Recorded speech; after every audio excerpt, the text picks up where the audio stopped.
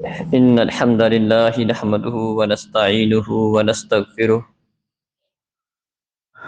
ونعوذ بالله من شرور أنفسنا وسيئات أعمالنا من يهده الله فلا مضل له ومن يضلل فلا هادي له وأشهد أن لا إله إلا الله وحده لا شريك له وأشهد أن محمدا عبده ورسوله أعوذ بالله من الشيطان الرجيم يا أيها الذين آمنوا اتقوا الله حق تقاته ولا تموتن إلا وأنتم مسلمون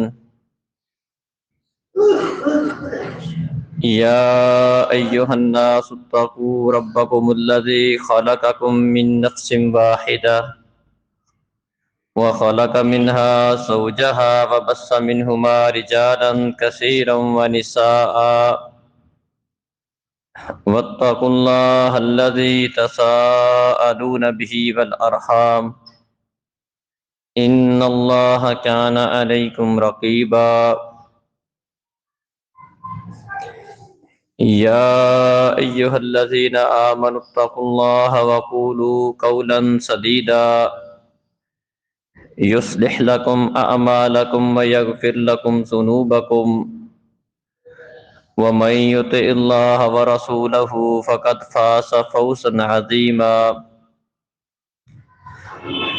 أما بعد فإن خير الحديث كتاب الله وخير الهدي هدي محمد صلى الله عليه وسلم وشر الأمور محدثاتها وكل محدثة بدعة وكل بدعة ضلالة وكل ضلالة في النار وعد الله الذين آمنوا منكم وعملوا الصالحات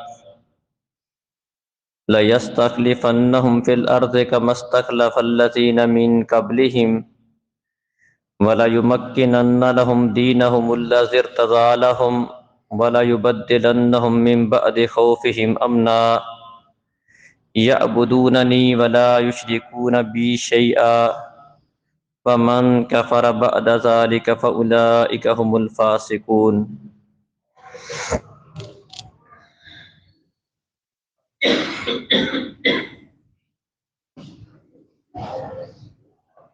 اللہ تعالیٰ نے تم میں سے ان لوگوں کے ساتھ جو ایمان لائے اور انہوں نے نیک اعمال کیے اس بات کا وعدہ کیا ہے کہ ضرور بضرور انہیں زمین کا جانشین بنائے گا جس طرح کہ اس زمین کا جانشین اللہ تعالیٰ نے ان لوگوں کو بنایا تھا جو ان سے پہلے تھے، اور لازمی طور پر اللہ تعالیٰ ان کے دین کو غالب کرے گا، جس دین کو اللہ تعالیٰ نے ان کے لیے پسند کیا ہے، اور لازمی طور پر اللہ رب العزت ان کے خوف کو امن سے تبدیل کر دے گا۔ وہ میری عبادت کریں گے، میرے ساتھ کسی کو شریک نہیں بنائیں گے، اور جس نے اس کے بعد کفر کیا تو یہی لوگ فاسق ہیں۔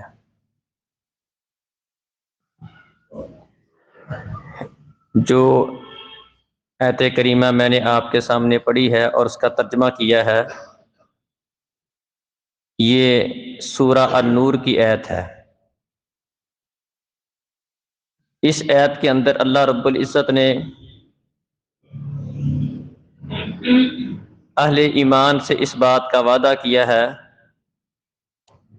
کہ اللہ رب العزت انہیں لازمی طور پر زمین کی حکومت، اس کا غلبہ اور اس کی جانشینی عطا کرے گا۔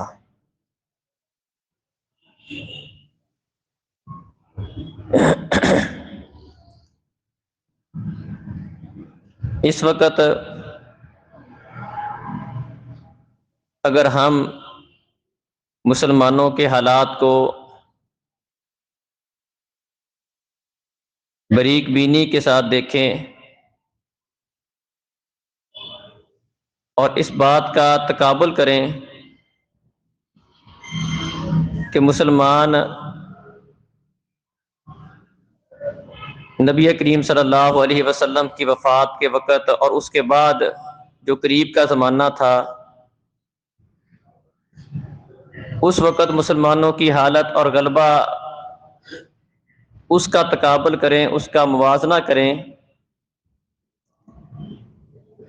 تو یہ بات آسانی سے ہمیں اس کا پتہ چلتا ہے کہ اس دور میں مسلمان اپنی قلت کے باوجود، اسباب کی کمی کے باوجود، اللہ رب العزت نے انہیں دنیا کے اندر غلبہ عطا کیا تھا۔ ان کی حکومتیں تھیں، ان کا ورلڈ آرڈر چلتا تھا، کافر ان کے نام سے ڈرتا تھا۔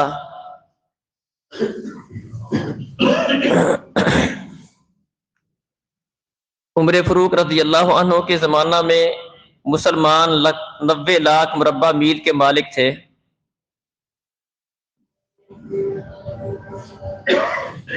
موجودہ دور کے اندر ہم غور کریں تو ہر جگہ پر ہمیں یہ بات نظر آتی ہے کہ مسلمان ذلت کا، پستی کا شکار ہیں۔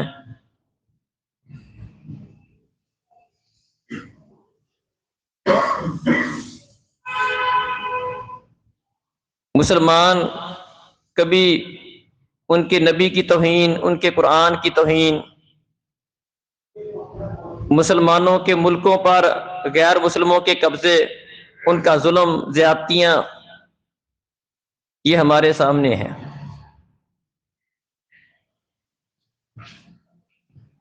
اللہ رب العزت کا اہل ایمان سے مدد کا اور نصرت کا وعدہ ہے، اس کے باوجود اہل اسلام، مسلمان ذلیل کیوں ہیں؟ اور ہم اس ذلت سے کیسے نکل سکتے ہیں، اس کے اوپر تھوڑا سا غور کریں گے۔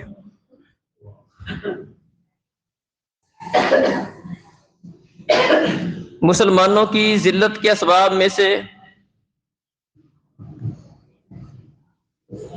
ایک سبب یہ ہے کہ مسلمان اس وقت دنیا کی محبت، اس کا شکار ہو گئے ہیں۔ دنیا نے انہیں ان کی آخرت سے غافل کر دیا ہے۔ دنیا کی محبت مسلمانوں کی ذلت کے اسباب میں سے ایک بہت بڑا سبب ہے۔ نبی کریم صلی اللہ علیہ وسلم نے اس کی نشاندہی فرمائی تھی، فرمایا کہ یوشک ان تداعی علیکم الامم، ایک وقت ایسا آئے گا کہ امتیں، قومیں تم پر ٹوٹ پڑیں گی جس طرح کے بھوکے دسترخوان پر ٹوٹ پڑتے ہیں۔ صحابہ کرام کہتے ہیں اللہ کے رسول، اب من قلت بنا، اس ذلت کی وجہ کیا ہوگی؟ کیا ہماری تعداد اس وقت کم ہوگی؟ فرمایا کہ نہیں، تعداد تمہاری بہت زیادہ ہوگی، وَلَٰكِنَّكُمْ غُثَاءٌ كَغُثَاءِ السَّيْلِ، لیکن تمہاری حیثیت اس وقت سیلاب کی کوڑا کرکٹ کی طرح ہوگی۔ سیلاب آتا ہے، اپنے ساتھ خش و خاکاک کو بہا کر لاتا ہے، کوڑا کرکٹ، مختلف گھاس پھوس اس کے ساتھ آتے ہیں، ان کی کوئی اہمیت نہیں ہوتی، ان کی کوئی طاقت نہیں ہوتی۔ جہاں پانی جاتا ہے وہاں جاتے ہیں، جہاں پانی رک جاتا ہے وہ رک جاتے ہیں۔ فرمایا کہ تمہارا حال اور تمہاری اوقات اس وقت اس کوڑا کرکٹ کی طرح ہوگی جو سیلاب کے ساتھ آتا ہے۔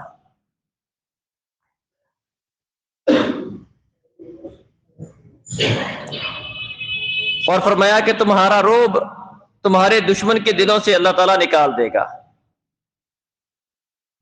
اور تمہارے دل میں وہن کی بیماری رکھ دی جائے گی۔ صحابہ کرام کہتے ہیں اللہ کے رسول، یہ وہن کی بیماری کیا ہے؟ فرمایا کہ حب الدنیا و کراہیت الموت، وہن کی بیماری کا مطلب یہ ہے کہ دنیا کے ساتھ محبت اور موت کو ناپسند کرنا۔ دنیا تمہیں بہت پیاری ہوگی، دنیا کی محبت اس قدر حاوی ہو جائے گی کہ اللہ رب العزت کی راہ میں جان دینا، جان لٹانا، یہ تمہیں بڑا مشکل نظر آئے گا۔ دین کے غلبے کے لیے کوئی محنت، کوشش، کاوش،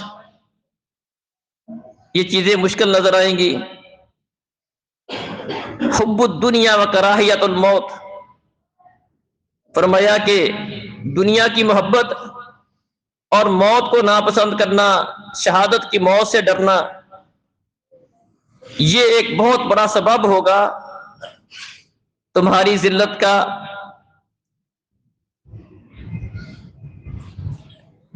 تو مسلمانوں کی ذلت کے اسباب میں سے ایک اہم سبب نبی کریم صلی اللہ علیہ وسلم نے جو بیان فرمایا ہے وہ یہ ہے، جیسا کہ ایک اور موقع پر پیارے نبی نے فرمایا کہ الدنیا حلوۃ خاضرۃ وان اللہ مبتلیکم بہا، یہ دنیا بڑی میٹھی سرسبز ہے اور اللہ احکم الحاکمین اس دنیا کے ساتھ تمہاری آزمائش کرے گا۔ اس میں ایک کشش ہے، آخرت اگرچہ خیر و ابقا، سب سے بہتر آخرت ہے، آخرت کے مقابلے کی کوئی چیز نہیں۔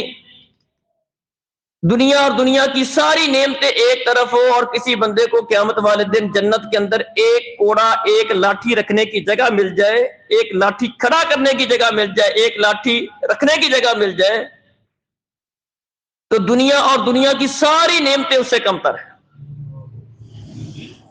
فرمایا کہ وہ جنت کے اندر حور جو ایک مسلمان کو اللہ تعالیٰ دے گا، اس کے ایک دوپٹے کی قیمت اللہ رب العزت نے اتنی رکھی ہے کہ ایک طرف پوری دنیا ہو اور دنیا کا پورا مال و متاع، ساز و سامان، ہیرے جواہرات ایک طرف ہو، خزانے ایک طرف ہو، تو اس جنتی کو ملنے والی حور کا دوپٹہ اس سے زیادہ قیمتی ہے۔ لیکن فرمایا تمہارے دل میں یہ دنیا کی محبت بیٹھ جائے گی، دنیا تمہاری ترجیحات بن جائے گی، تمہارا ہر وقت جو سوچو بچار کا لیول وہ دنیا ہوگا، تمہارا مستقبل، تمہاری فکر۔ فرمایا لل فقر اخشا علیکم ولکن اخشا علیکم ان تبسط علیکم الدنیا فتنافسوها کما تنافسوها فتہلککم کما اہلکتہم۔ فرمایا میں تمہارے بارے میں اس بات سے نہیں ڈرتا کہ تمہیں میرے بعد کھانے کو نہیں ملے گا، بھوکے مر جاؤ گے۔ مجھے تمہارے بارے میں فقیری کا کوئی ڈر اور کوئی خوف نہیں ہے، مجھے تمہارے بارے میں ڈر اس بات کا ہے کہ تم پر دنیا کی فراوانی کر دی جائے گی، دنیا کو کھول دیا جائے گا، دنیا کی نعمتیں عام کر دی جائیں گی، دنیا کی ریل پیل ہوگی اور تم اس دنیا کے اندر مست ہو کے رہ جاؤ گے، اور یہ دنیا جس طرح اس سے پہلے لوگوں کو اس دنیا نے ہلاک کیا تھا، یہ دنیا تمہیں ہلاک کر دی۔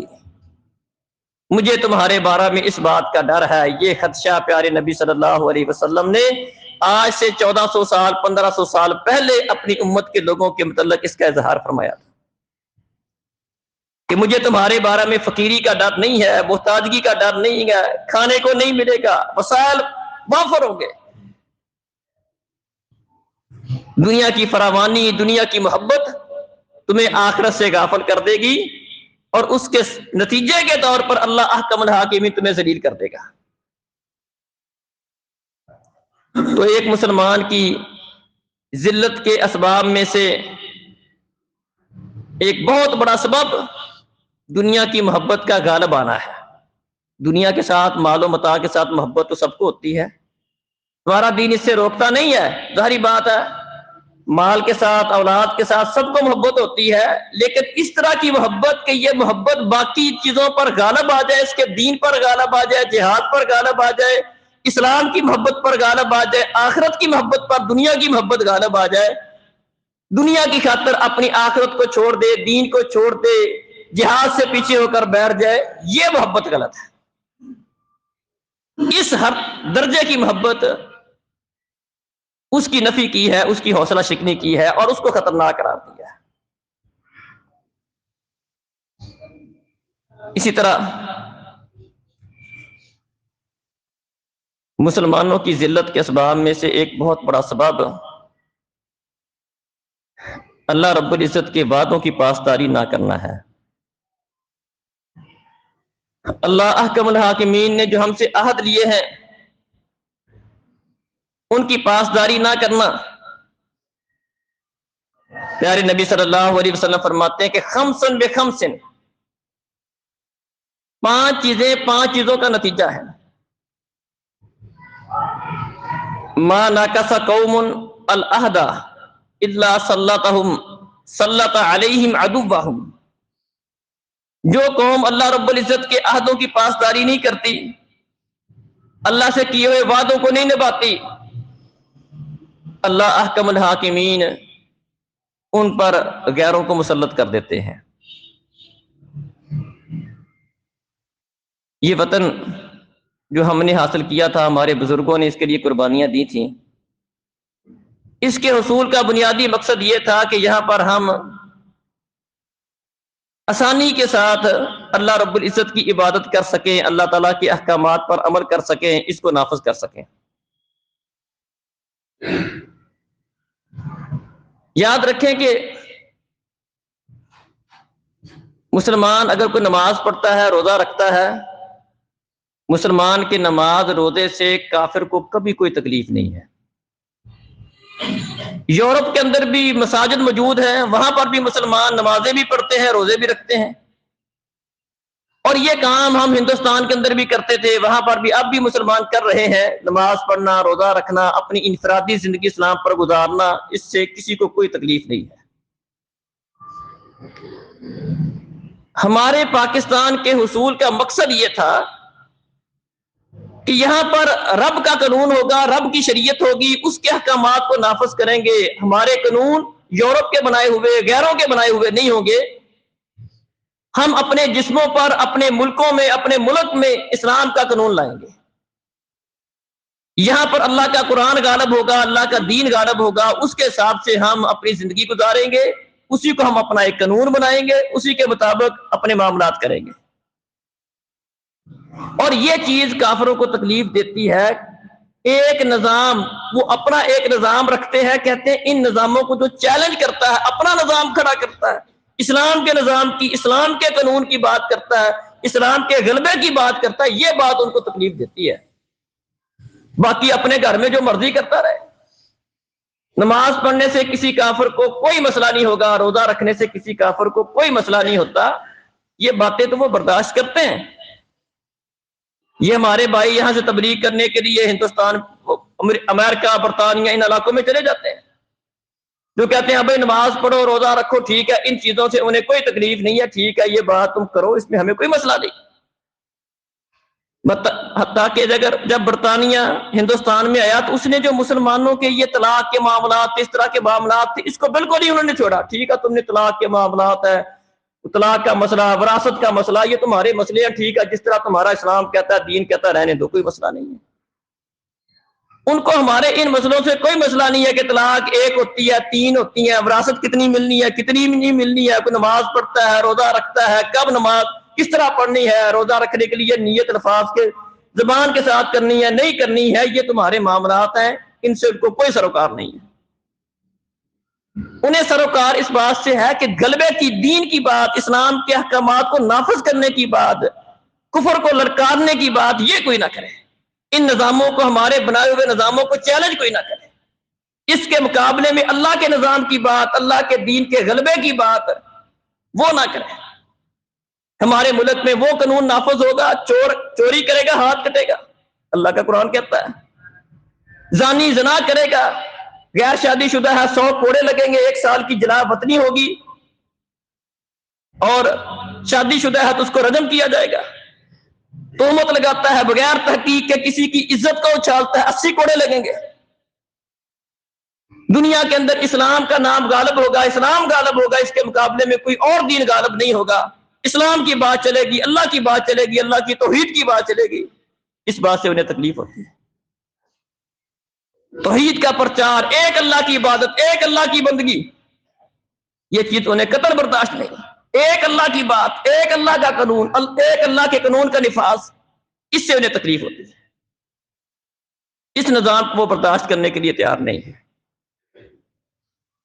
تو پیارے نبی صلی اللہ علیہ وسلم فرماتے ہیں کہ جس قوم نے، جن لوگوں نے بھی اللہ کے ساتھ کیے ہوئے وعدوں کی پاسداری نہیں کی، اللہ احکم الحاکمین پھر انہیں ذلیل کرتا ہے، غیروں کو ان کے اوپر مسلط کرتا ہے۔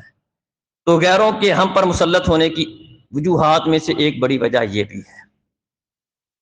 اسی طرح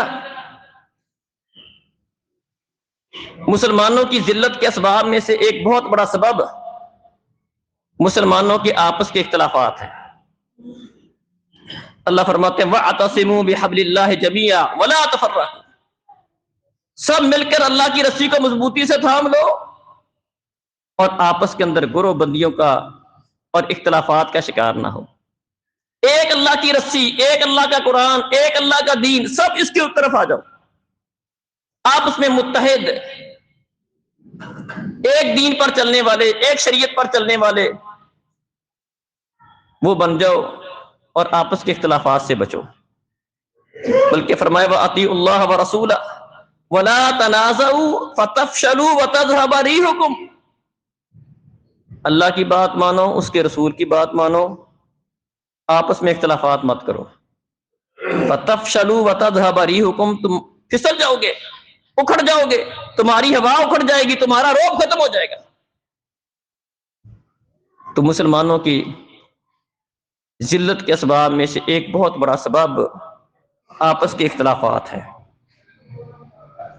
جس طرح ہم دیکھتے ہیں کہ ہر ملک کے اندر انہوں نے ہمیں ایک ایسا نظام دیا ہے، ہم اس کے پیچھے بھاگتے پھرتے ہیں اور آپس میں ایک دوسرے کے اوپر کیچڑ اچھالتے ہیں، سارا دن یہی کچھ ہوتا ہے۔ ٹی وی پر بیٹھ جائیں، وہاں پر اسی طرح کے تبصرے، اسی طرح کی خبریں، بس وہ ہمارا موضوع ہوگا۔ آپس میں کسی کی کوئی مجلس یا چند لوگ بیٹھے ہیں، وہاں پر ان کی موضوع، ان کا بس یہی چیزیں ہوں گی۔ یہ آپس کے اختلافات، کسی گھر میں آپس میں اختلاف ہو، وہاں سے برکت اٹھ جاتی ہے۔ چند لوگ کسی گھر میں رہنے والے ہوں، 5-7 لوگ وہاں پر موجود ہوں، کوئی ادارہ ہو اور ان کا آپس میں اختلافات ہو جائیں، وہاں سے برکت اٹھ جاتی ہے۔ وہ ادارہ کامیاب نہیں ہوتا، وہ گھر کامیاب نہیں ہوتا جہاں پر آپس میں اتفاق نہیں ہوتا۔ تو جب مسلمان گروہ بندیوں کا شکار ہو گئے، اختلافات کا شکار ہو گئے اور ایک لائن کھینچ دی گئی، ایک کہ یہ ہمارا ملک ہے، یہ تمہارا ملک ہے، ہر ایک کو اپنی اپنی بس فکر ہے۔ اس کے پڑوس میں کیا ہوتا ہے،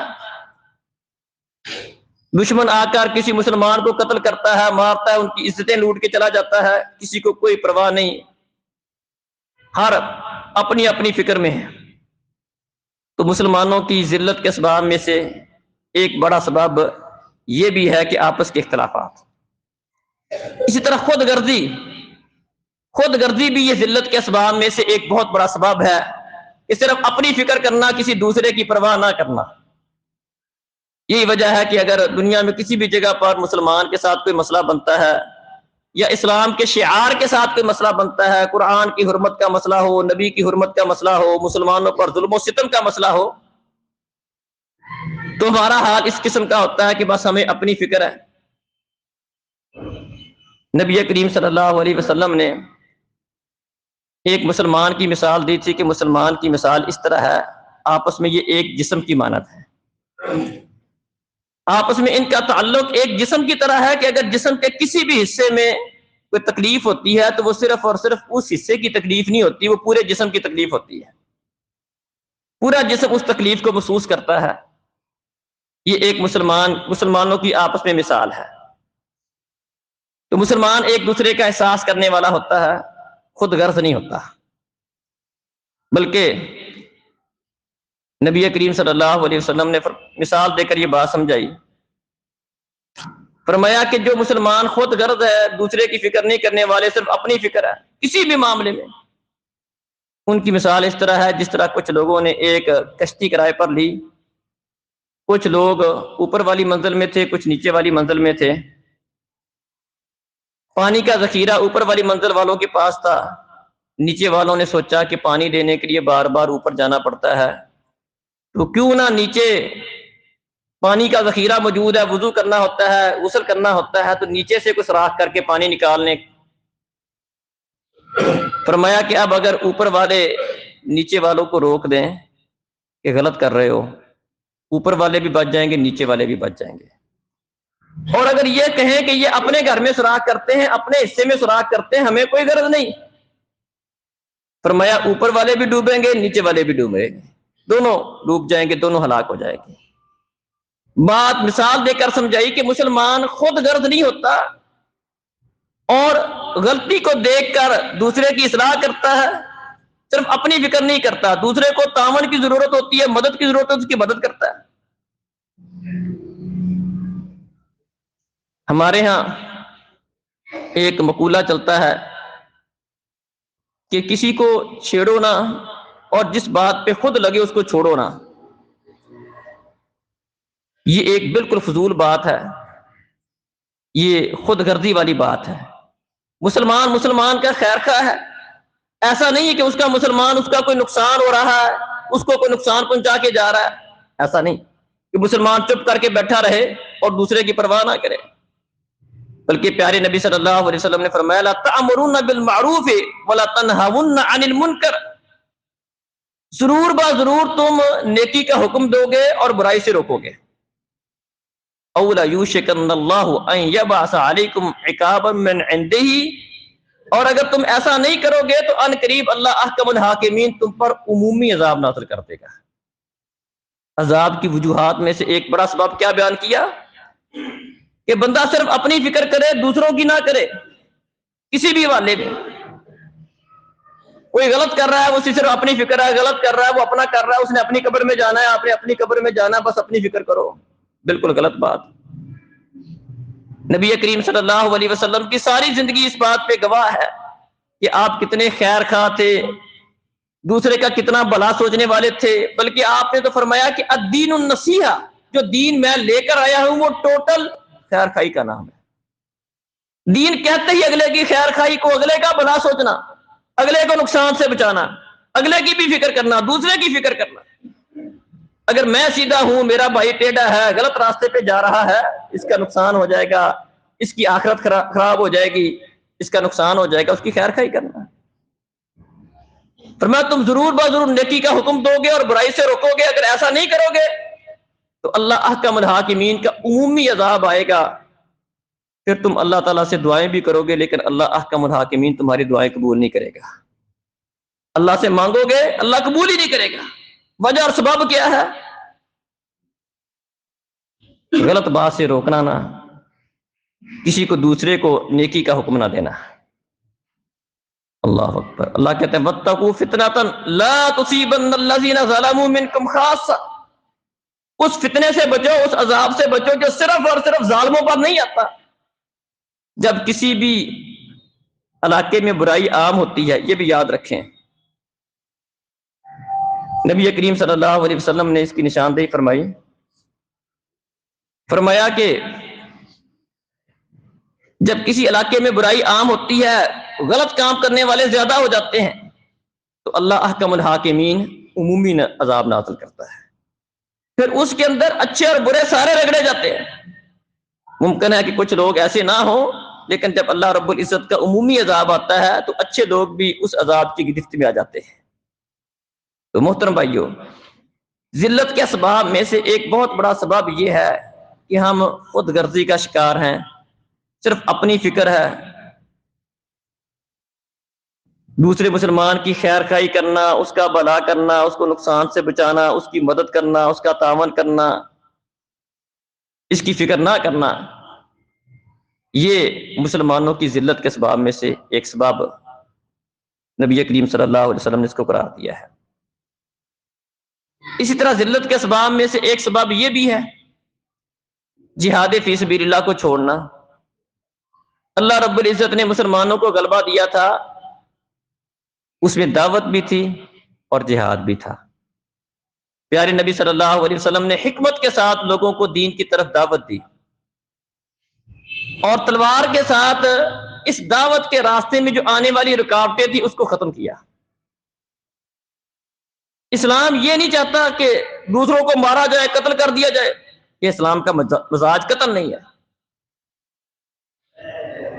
اب دیکھیں، ہمارا دین ہمیں اس بات کی تعلیم دیتا ہے کسی بوڑھے کو قتل نہیں کرو، عورت کو نہیں مارو، بچے کو نہیں مارو، جو آپ سے نہیں لڑتا اس کو کچھ نہیں کہو۔ آج آ کر لڑنا کس سے ہے؟ ان سے لڑنا ہے جو آپ سے لڑتے ہیں۔ قاتلوہم حتی لا تکون فتنہ، جو فتنے کا باعث ہے، اسلام کی سربلندی میں رکاوٹ کا باعث ہے، اس رکاوٹ کو ختم کرنا ہے بس۔ اسلام یہ نہیں چاہتا کہ سب کو گاجر مولی کی طرح کاٹ دو، قطعاً یہ اسلام کا تقاضا نہیں ہے۔ کافروں کو مارنا، غیر مسلموں کو مارنا، اسلام قطعاً یہ نہیں کہتا کہ جو بھی غیر مسلم ہے مار دو بس، نہیں۔ اسلام کس بات کا تقاضا کرتا ہے کہ غلبہ اسلام کا ہوگا، عروج اسلام کا ہوگا، بات اسلام کی چلے گی، دین کی چلے گی۔ اسلام اس حالت میں ہونا چاہیے کہ جو بندہ مسلمان ہونا چاہے، اسلام قبول کرنا چاہے، اس کے لیے کوئی رکاوٹ نہ ہو، اس کے پھیلنے میں کوئی رکاوٹ نہ ہو، لوگوں کے اسلام کو قبول کرنے میں کوئی رکاوٹ نہ ہو۔ یہ رکاوٹ ختم کرنی ہے، فتنہ ختم کرنا ہے۔ اگر کوئی کفر پر زندگی گزارنا چاہتا ٹھیک ہے گزارے، لیکن غلبے کے ساتھ، عروج کے ساتھ، مسلمانوں کو دبا کر، غالب ہو کر، اسلام کہتا ہے یہ نہیں ہوگا۔ اپنے گھر میں رہتے ہوئے اپنی زندگی کفر پر گزارنا چاہتا ہے، نہیں مسلمان ہونا چاہتا، نہ ہو۔ اسلام کفر کے غلبے کو ختم کرنا چاہتا ہے۔ تو مسلمانوں کی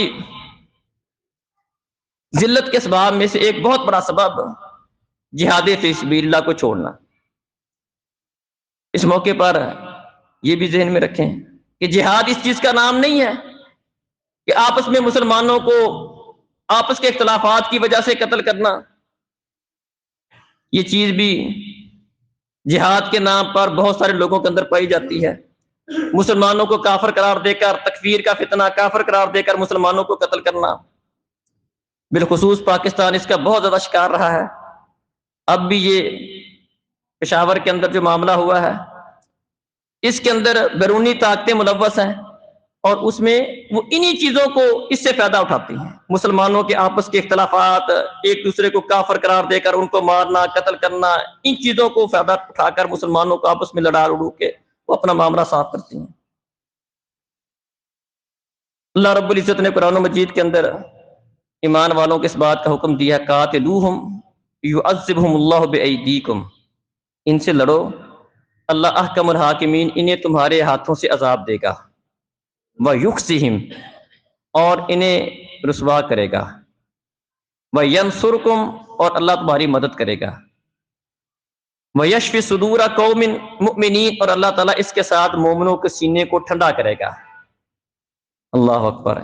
قتال کے فائدے ذکر کیے، اللہ فرماتے ان سے لڑو، اللہ احکم الحاکمین، تمہارے ہاتھوں سے اب انہیں عذاب دے گا۔ اللہ کا پہلے نظام یہ تھا کہ کافروں کا جو عذاب دینے کا انداز تھا وہ یہ تھا کہ جو نہیں مانتا تھا اللہ رب العزت کی طرف سے، آسمانوں کی طرف سے یا اللہ تعالیٰ کی طرف سے، ان کے اوپر کوئی عذاب آتا تھا۔ اب اللہ احکم الحاکمین نے اس نظام کو بدل کر فرمایا، قاتلوہم یعذبہم اللہ بایدیکم، ان سے لڑو، اللہ احکم الحاکمین تمہارے ہاتھوں سے انہیں عذاب دے گا اور انہیں رسوا کرے گا، تمہاری مدد بھی کرے گا، وَيَشْفِ صُدُورَ قَوْمٍ مُؤْمِنِينَ، اس کے ساتھ مومنوں کے سینوں کو ٹھنڈا بھی کرے گا، وَيُذْهِبْ غَيْظَ قُلُوبِهِمْ، اور مسلمانوں کے آپس کے جو مسلمانوں کا جو دلوں کا غیظ ہے، غصہ ہے، غضب ہے، اس کو بھی اللہ تعالیٰ دور کر دے گا۔ اللہ اکبر۔ تو یہ مسلمانوں کی رفت کا سبب بننے والی چیزوں میں سے ایک اہم سبب جہاد فی سبیل اللہ تھا۔ بلکہ جہاد کیا، جہاد کی تیاری، وَأَعِدُّوا لَهُم مَّا اسْتَطَعْتُم مِّن قُوَّةٍ، اللہ فرماتے ہیں اپنی طاقت اور قوت کے حساب سے تیاری تیار کرو۔ ایسا کرنے ہی سے اللہ احکم الحاکمین تمہارے دشمنوں کے دلوں میں تمہارا رعب ڈال دے گا۔ تمہارے وہ دشمن جن کو تم جانتے ہو، اللہ احکم الحاکمین ان کے دلوں میں بھی رعب ڈالے گا، ان کو خوف زدہ کر دے گا۔ اور وہ دشمن جنہیں تم نہیں جانتے، چھپے بیٹھے ہیں، اللہ احکم الحاکمین انہیں بھی خوف زدہ کر دے گا۔ بلکہ پیارے نبی فرماتے ہیں نصرت بالرعب مسیرۃ شہر، میں 1 مہینہ دور ہوتا ہوں، جہاد کی برکت اتنی زیادہ ہے، اس کی تیاری کی برکت اتنی زیادہ ہے کہ ابھی میرے اور دشمن کے درمیان 1 مہینے کی مسافت باقی ہوتی ہے، اللہ احکم الحاکمین دشمن کے دل میں میرا خوف ڈال دیتا ہے۔ اللہ اکبر۔ جہاد کی تیاری یہ غیر مسلموں کو مرغوب کرتی ہے، اس سے غیر مسلم مرعوب ہوتے ہیں، اللہ تعالیٰ مسلمانوں کا رعب ان غیر مسلموں کے اوپر ڈال دیتا ہے۔ اور اللہ تعالیٰ نے اس بات کا وعدہ کیا ہے وَأَنْتُمُ الْأَعْلَوْنَ إِن كُنتُم مُؤْمِنِينَ۔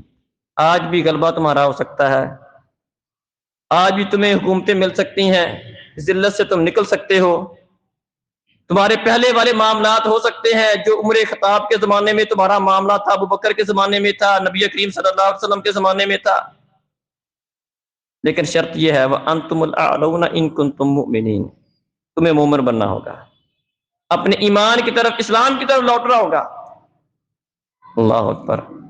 عمر فاروق رضی اللہ عنہ نے یہ بات سمجھائی تھی اعزنا اللہ بالاسلام فمن ابتغى العزة بغیر الاسلام اذلہ اللہ۔ اللہ احکم الحاکمین نے یہ غلبہ جو ہمیں دیا تھا وہ اسلام کی وجہ سے دیا تھا،